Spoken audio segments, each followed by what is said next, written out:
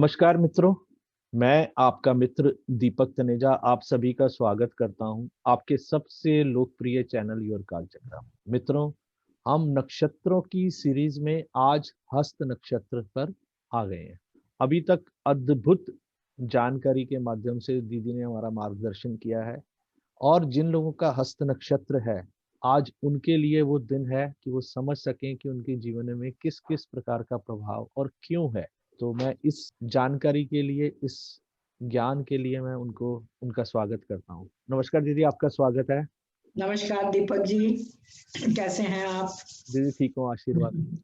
चलिए, नक्षत्रों की इस श्रृंखला में आज हम 13वां नक्षत्र ले रहे हैं और वो नक्षत्र है हस्त नक्षत्र। करीब करीब कन्या राशि में ये नक्षत्र है 10 डिग्री से लेकर 23 डिग्री 20 मिनट तक। कन्या राशि आते आते हमारे आधे नक्षत्र पूरे हो जाते हैं। केवल इसमें चित्रा नक्षत्र के 2 चरण बचे हुए हैं, वो हम नेक्स्ट रिकॉर्डिंग में ले लेंगे। तो हस्त नक्षत्र जो है, जैसा मैंने आपको बताया, कन्या राशि में 10 डिग्री से लेकर 23 डिग्री 20 मिनट तक स्थित है। यहाँ राशि स्वामी बुध है और नक्षत्र स्वामी चंद्रमा है। शरीर के जिन अंगों पर इसका प्रभाव अधिक है, यदि लग्न पर भी रहता है या फिर चंद्र राशि में भी चंद्रमा का ही हस्त नक्षत्र आता है, तो भी इन अंगों को प्रभावित करता है। जैसे हमारे बाउल्स हैं, हमारी आंतें हैं, हमारी जो इंटरनल सिक्रेशन करने वाली ग्रंथियां हैं वो सब आती हैं। पोषक तत्व प्रदान करने वाली ग्रंथियां जो भी होती हैं वो सारी इसके अंतर्गत कन्या राशि के चंद्रमा के नक्षत्र के अंतर्गत आती हैं, क्योंकि चंद्रमा जल तत्व का प्रमुख कारक है। तो जितना भी हमारे शरीर के अंदर प्रवाह होता है, लिक्विड सेक्रेशन, वो सब इसके अंतर्गत आ जाता है। अब हम देखते हैं कि रोग कौन कौन से ये प्रदान करता है। ये एरिया, यदि इस एरिया ये छठे भाव में हो या इस भाग के अंतर्गत कोई अकारक ग्रह यदि आ जाता है, कुंडली का अकारक ग्रह या स्वाभाविक जो पाप ग्रह होते हैं जैसे मंगल, शनि, राहु, तो किस प्रकार के रोग जो है प्रदान करते हैं। विटामिन बी की कमी सबसे पहला है। विटामिन बी की कमी होना, गैस बनना बार बार और उसमें पेट फूलना, फिर या लूज मोशन हो जाना, पतला पतला पैखाना होना और दर्द होना, या फिर बाउल्स में किसी भी प्रकार की गड़बड़ी होना या रुकावट होना, ये चीजें तो प्रमुख हैं। इसके अलावा मिथुन राशि का भी स्वामी है बुध, उसको भी प्रभावित करता है। तो अपने कंधे और भुजाएं जो है वो थोड़ी कमजोर लगती हैं, यहाँ दर्द होता है और सांस जो है वो छोटी छोटी आती हैं, लंबी सांस आप नहीं ले पाते। किसी किसी के पेट में कीड़े भी हो जाते हैं और आंव दस्त जो होता है, जो म्यूकस फॉर्मेशन जो होती है वो भी संभव है। यहाँ तक कि हैजा या डायरिया भी हो जाता है। इसके अतिरिक्त क्योंकि आंतें आती हैं इसके अंतर्गत, इसलिए आंत्र शोथ अर्थात टाइफाइड होने की संभावना भी पूरी बनी रहती है। डिसेंट्री मैंने आपको बता ही दिया, लूज मोशंस। और एक चीज और आती है कि काल्पनिक भय लगता है, हकीकत में कुछ नहीं होता, लेकिन मन सोच सोच कर कल्पना का भय जो है इनको लगता है और किसी किसी को हिस्टीरिया के फिट्स भी पड़ते हैं। ये प्रमुख रोग हैं जो ये चंद्रमा का नक्षत्र बुध की राशि में हमें प्रदान करता है, कन्या राशि। अब हम देखते हैं कि इनकी ऐसे व्यक्तियों की मानसिक विशेषताएं क्या क्या होती हैं।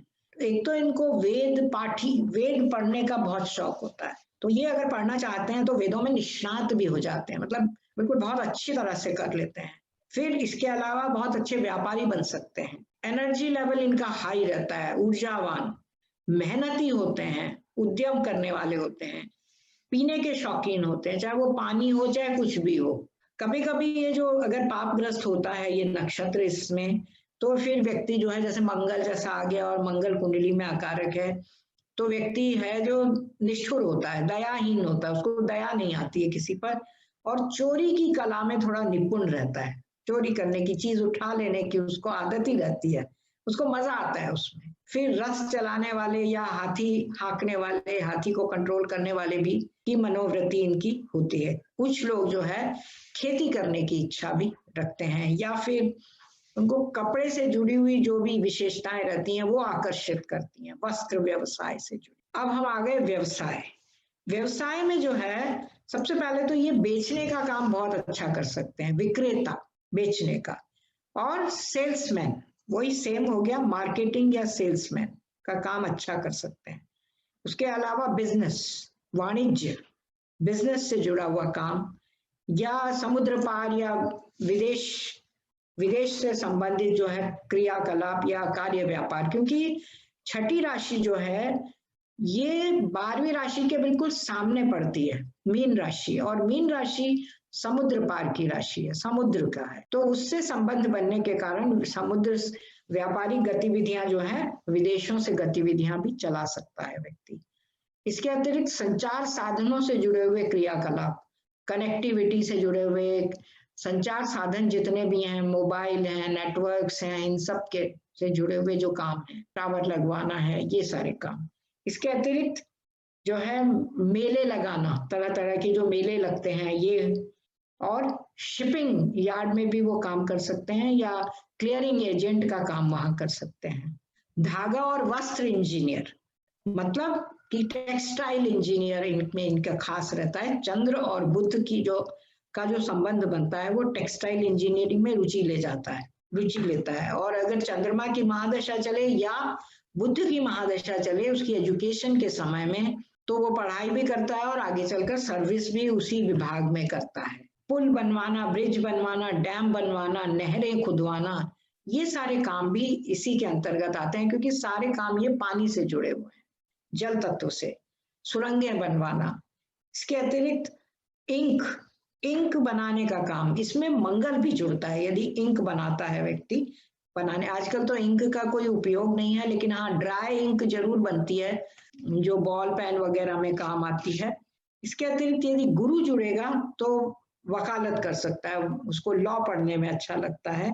या फिर वो सैनिटरी इंजीनियर, सैनिटरी वगैरह की देखभाल करना, उनकी पाइपलाइंस, वही जुड़ा हुआ वही है, लिक्विड से, जल प्रवाह से जुड़ा हुआ है। इसके अतिरिक्त आयात निर्यात का काम मैंने आपको बताया, ये एक्सपोर्ट इंपोर्ट। और नहीं तो कई लोग कलाकार भी हो सकते हैं, तरह तरह के, विभिन्न तरह के एक्शन, एक्टिंग, इन सब में, या पेंटर हो सकते हैं, पेंटिंग का काम, चाहे वो लेबर लो ग्रेड से लेके हायर ग्रेड तक के हो सकते हैं। इसके अतिरिक्त कुछ लोग पॉलिटिक्स में भी हो सकते हैं, थोड़ा सॉफ्ट उनका रहता है नेचर, बहुत ज्यादा कटु या श्रूड पॉलिटिशियन जिसको हम बोलते हैं वैसे नहीं होते, सॉफ्ट पॉलिटिशियन। या एम्बेसडर भी बन सकते हैं, राजदूत भी बन सकते हैं, किसी दूसरे देश में जाकर दूतावास में काम कर सकते हैं। अगर राजदूत ना भी बने तो दूतावास के कुछ कर्मचारी बनकर काम कर सकते हैं, मतलब मैसेंजर का काम बखूबी निभा सकते हैं, ये संदेशवाहक जिस तरह से।